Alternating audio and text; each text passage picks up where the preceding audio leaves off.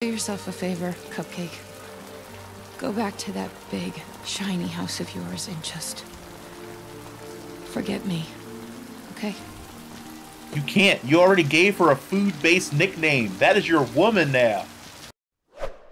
Ooh, bacon. Greetings, my tasty morsels. It's Reverse BLT here, and I'm about to get into episode 8 of Arcane. Episode 7 was rough. I actually just finished it a few minutes ago. Gave myself just a little bit of time to recover.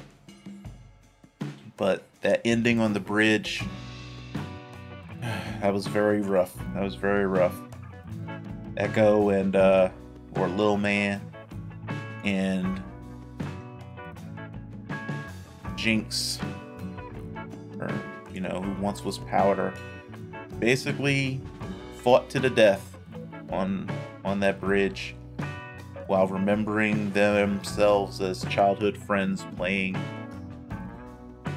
like stickball with each other, you know? And that was just so sad. Jace is basically, I still think, being manipulated by Madarva into pushing Piltover in the direction of some sort of like expansionist military empire.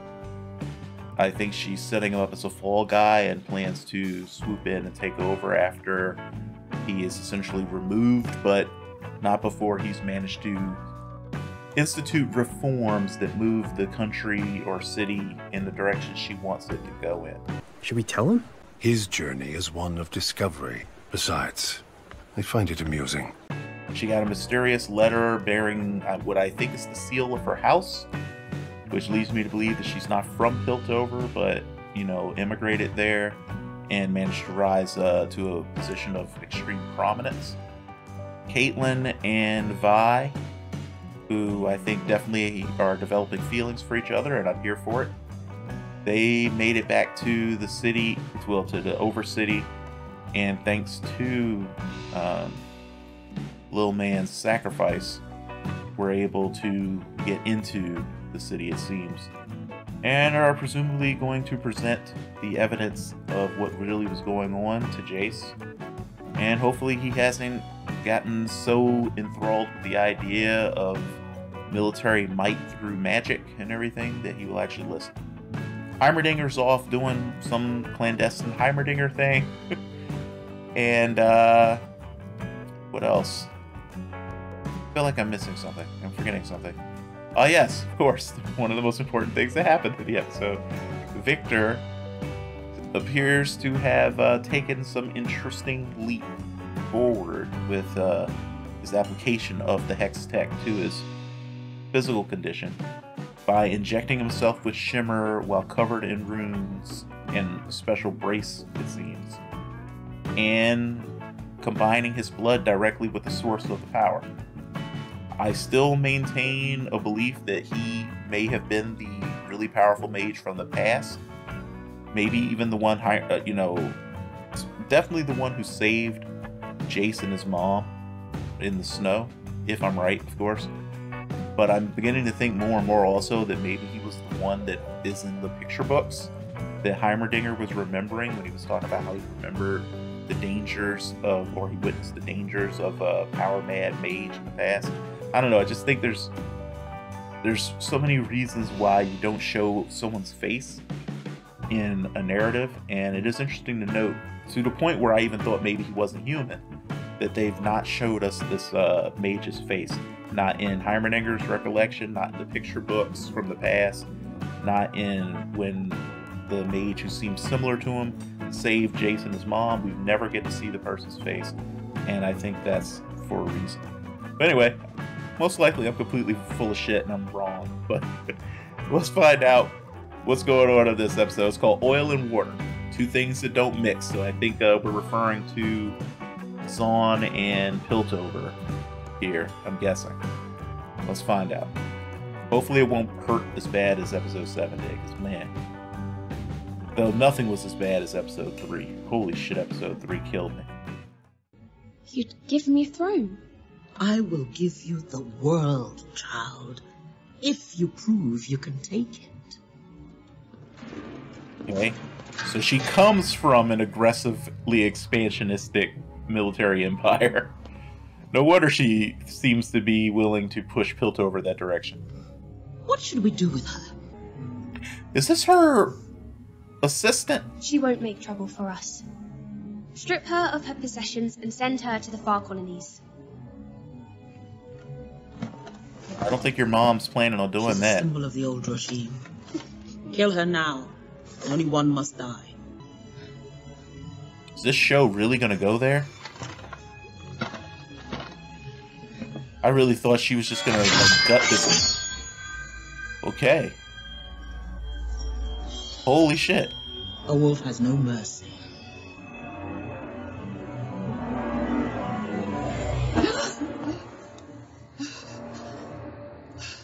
Okay. This show is not afraid to go there, like at all. That was a very effective scene. Like I feel for that poor girl, Are you and I okay? didn't even get to know her. I'll be right back. Okay. I'm like, it's hard to describe. I have like a sort of almost like a shaky, tingling sensation in my spine right now. Jinx!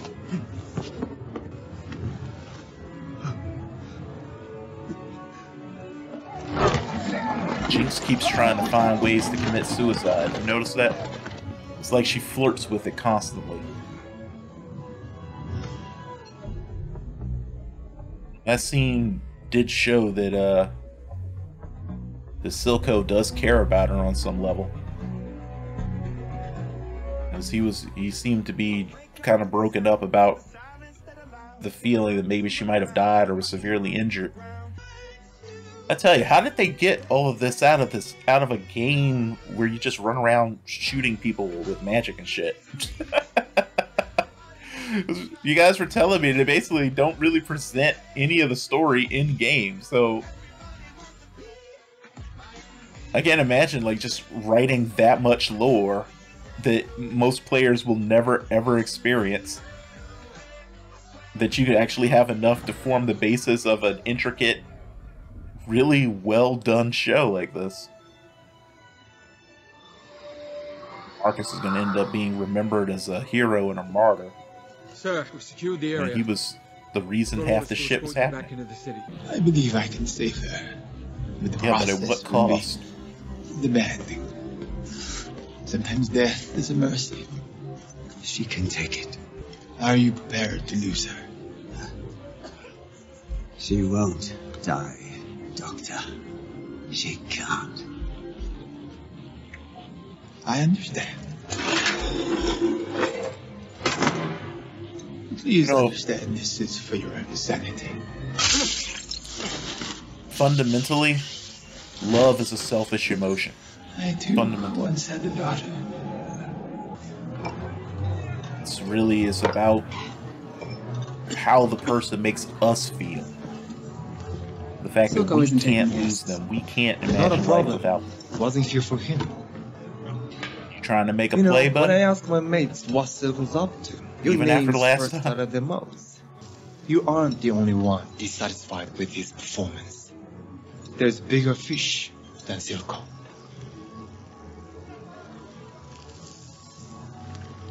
Who have you been talking to on the sly?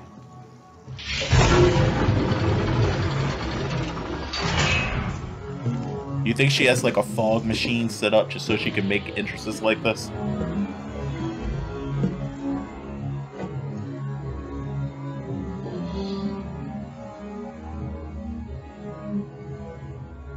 Your brother's gone. You're now heir to the throne, I'm What assuming. happened? This seems like a kingdom, so I'm guessing it has a He throne. crossed the wrong man. Weapons can't be unmade, and they are always used. I'm here to help guide you Eventually. to the right decisions. I don't need your guidance. Miss Medarda. Medarda. Yes. Why I keep calling her Medarva? Who's pretty As for boy? me, dear,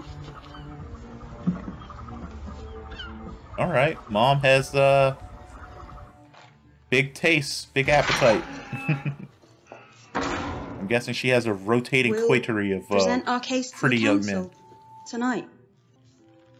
Already hanging out together on the bed, huh, guys? What happened to her? It's not your fault. This is not a romantic conversation. I pretended to chase my own monsters away. I'd say, no monster's gonna get you when I'm here. Alright, take it back. This And a real monster is showed up. romantic in a sense. And I just ran away. Wow, you two are falling in love quick.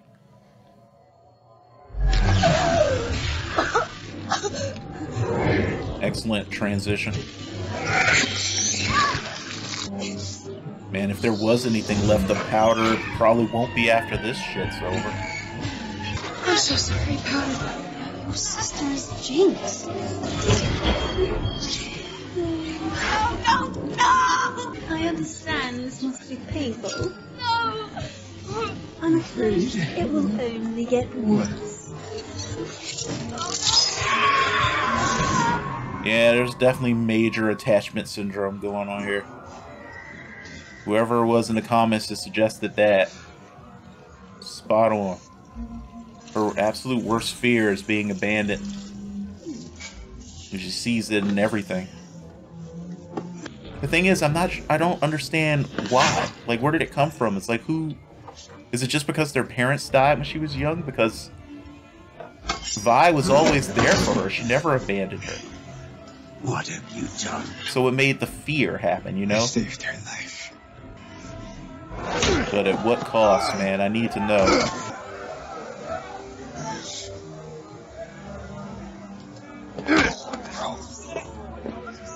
I love how they both stopped and were like, you need something, bro? And they went right back to fighting.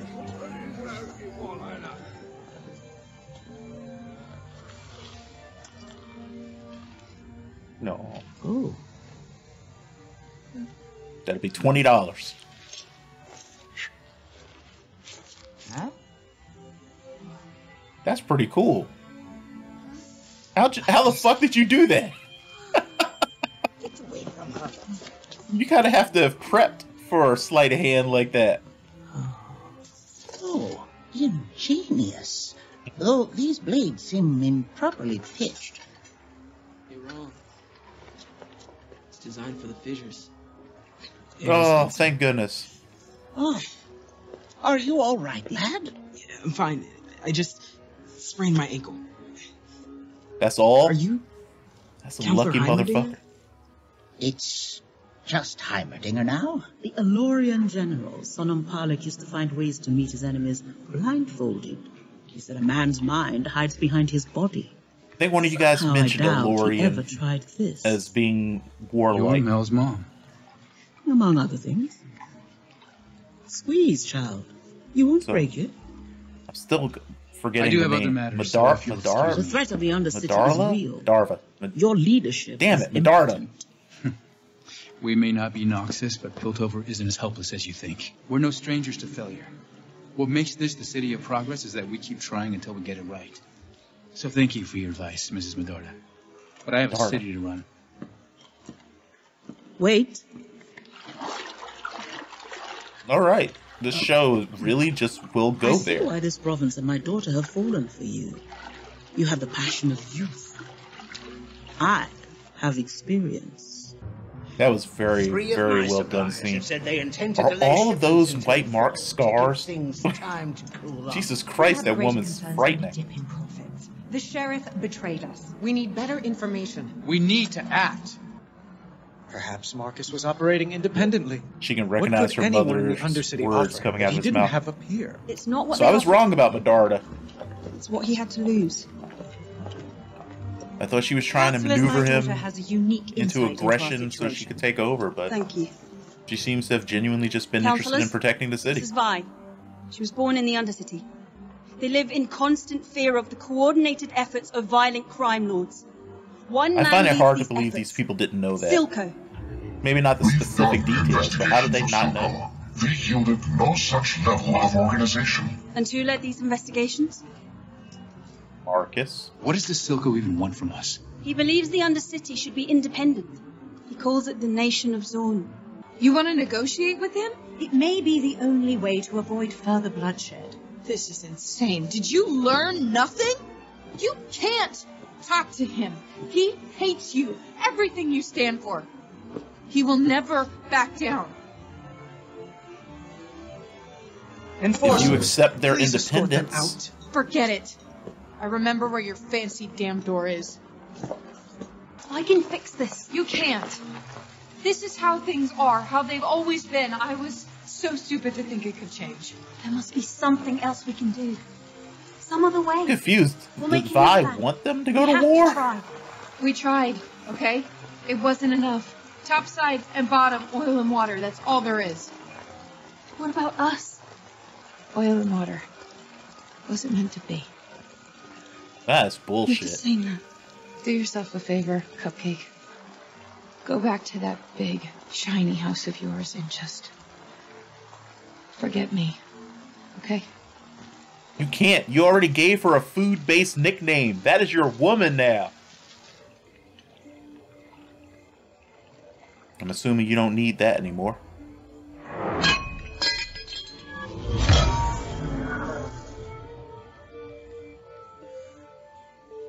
So, when we first met him, and I found out his name was Victor, I was like, Von Doom? Someone left like a cheeky little smiley face or something like that, I think, in the comment to that. Yeah, okay. I see why now. This is definitely some major Victor Von Doom energy.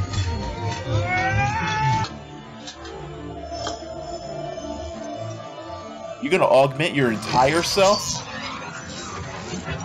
Victor, I've been working on a private project for a couple of weeks now. I don't know, honey. I know you're kind of infatuated, but I don't think the person you were infatuated with is in there anymore. Or at least he won't be for much longer. He's obsessed. Victor, I was inspired by your... Is this poor girl gonna die? Is she collateral damage? Inspires me. Or is she equivalent exchange? Like, how deep does this shit go in terms of its similarity to Full Metal Alchemist? No, honey, stay back! What are you doing? No, stay away!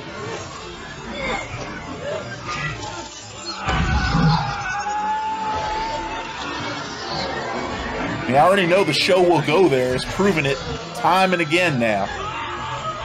This poor girl seems nice. I don't want to... damn it.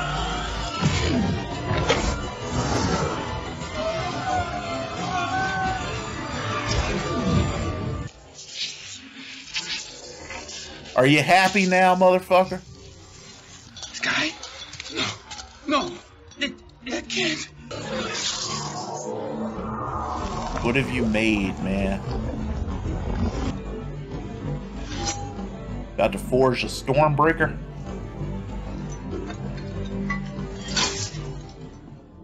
I could have you arrested. You guys really like to bandy that threat around. You ever been to Stillwater? No. So you just wave an arm, have someone dragged off, don't bother to find out what it does to someone being stuffed in a stone box for weeks or months or even years? That's how the upper classes are, man. I want to make Silco pay. I want in. Silco controls the Undercity with Shimmer. Shut down his supply, and it's only a matter of time before his own people turn on him. And how do we do that? Take out his manufacturing facilities. Hit him hard and fast before he can react. There's a very big danger to destabilization. You take out the person keeping everyone under control. Got a deal, pretty boy? You can end up with a worse situation on your hands. Plus, it's only a temporary fix to get rid of the supply. You also need to get rid of the knowledge of how to make more.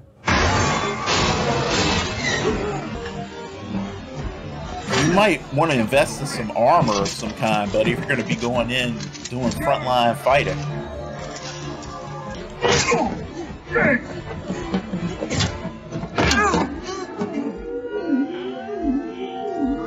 Way to go, bro. Oh my god, they have Shimmer-powered shock troops just ready to go at any moment.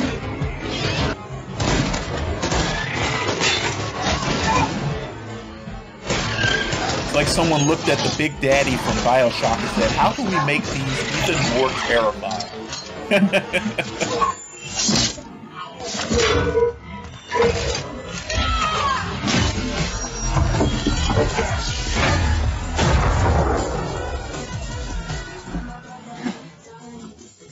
And you guys aren't putting that genie back in the bottle. You just created a whole new world of warfare, dude. He fights surprisingly well for a guy that just made hammers and did science.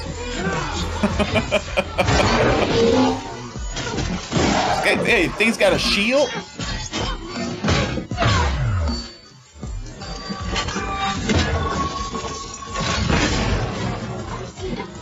Nice little X-ray from Mortal Kombat.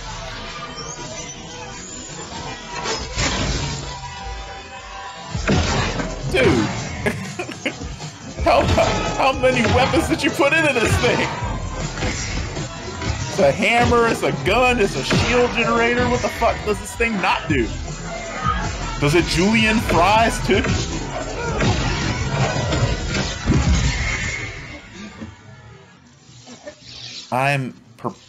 What did I just witness? Was that real? Was that in his head? Did he just like shoot some random kid that just happened to be standing around? Or did he see what they used to be before the Shimmer? What on earth just happened? Oh, okay, so it really was a real person there. Now this is war, buddy. Collateral damage.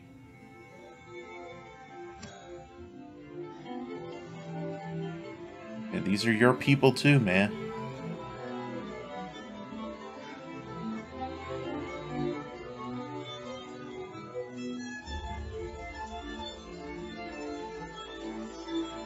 And they did a lot of rotoscoping in this show. Because there's no way they didn't have a real model that they photographed for that.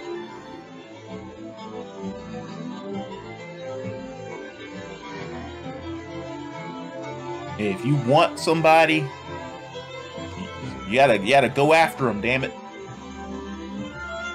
Well, within reason. Yeah, you also have to know when not to.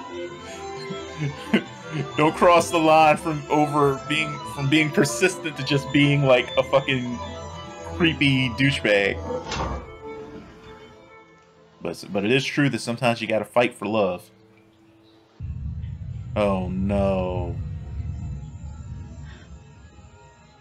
Baby, she's not the reason your sister isn't with you. Well, that was a disheartening place to leave it. Oh boy.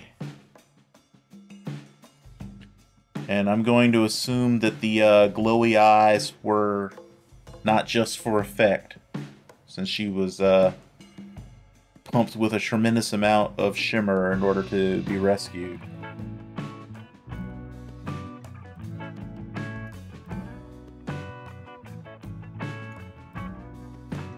So Medarda. He's got it. He's got it! Medarda's mother is very intriguing. I'm not sure how much of what we saw from the flashback just indicates that she is ruthlessly pragmatic. How much of it is bloodthirstiness. I mean, personally, I think she could have, if she wanted to, found a different way to deal with the heir of that kingdom that she had deposed. You can strip somebody of everything and send them far away into exile where no one will even know their name from before or believe them if they ever come back and try to press a claim. You can do that, especially in a world like this.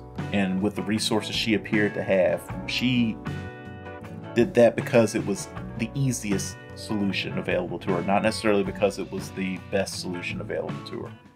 And I always worry about someone who makes their decisions not purely because they're necessary, but just for expediency's sake when life and death are on the line. That's a dangerous way to think. So I appear to have misread Medarda. I thought she was the ruthless kind of person or anything, but it seems like she just wanted to protect her people within the limits of her own morality and everything else. So, but Jace seems to be a little more aggressive than her. Out of everything, though, that's going on at the moment, the thing that has me most intrigued is what's going on with Victor. He definitely appears to be going a very similar route to Victor Von Doom. And so I'm wondering if he was named for Victor Von Doom, because they seem to be channeling that storyline pretty hard. All he needs is a dead mom who's trapped in like an afterlife somewhere to explain why he wants to learn magic. That's like all we need. But he's trading his physical body for something else, and increasingly, though partially reluctantly, trading life for something else. And more I'm thinking that we're witnessing with his character a supervillain origin story. And of course, we already have gotten that with Jinx. So I'm wondering, obviously knowing that this is based on a game, you always have your balance of like characters that are meant to be good and meant to be bad, you know? And I'm feeling like, you know, Jinx and whatever Victor's turning into are slated in the game as the sort of villainous characters or antagonistic characters, even though I'm sure they're playable characters. So, you know, that sort of thing is always kind of up for grabs, but you sort of, you know, you look at the backstory or whatever of the character you're playing, and some of them are sort of meant to be more bad or more good, if that makes sense. But yeah, I'm very intrigued by where he's going. And true to the tropes of that particular type of character, even without realizing it, because he definitely seems either super obsessed with his work so that he doesn't notice these things, or just actually asexual, or aromantic maybe. He did not notice, what was her name? The girl who was into him. I want to say Dawn, but I don't think that was right. Ooh, so close. But he didn't notice, didn't seem to notice that she was interested in him, even though she was really, really blatantly interested in him. And it's sad that, you know, she let her feelings override her reason there at the end, because she should have known that she shouldn't. But then again, how would she? I'm putting expectations on people that don't probably make sense. Unless she was there for a lot of their research, she would have no real way of knowing that, you know, her life could be forfeit by trying to break his connection. But also, it must be noted that he essentially chose to reestablish that connection after she broke him away from it. And I wonder if, on some level, he knew full well what he was about to sacrifice, which is this poor girl's life. And yeah, so next episode, find out, I guess, what fallout there will be from Jace's raids of Zaun, if any. I'm hoping that him seeing the poor boy's body and looking around at all the people indicates that he at least is finally ready to accept that the people in the Undercity are their people too, regardless of the class divides and everything, that, you know, they deserve to be looked after and cared about by the people in Topside, just like the people up there do. I'm curious how Silco will respond. I wonder whether the prediction that you know, his power base will completely collapse, and that, you know, that will lead to some sort of positive outcome for the two sections of the city. I wonder if that will come true. I have a hard time believing that. I think that, you know, there's an old saying, you know, nature abhors a vacuum.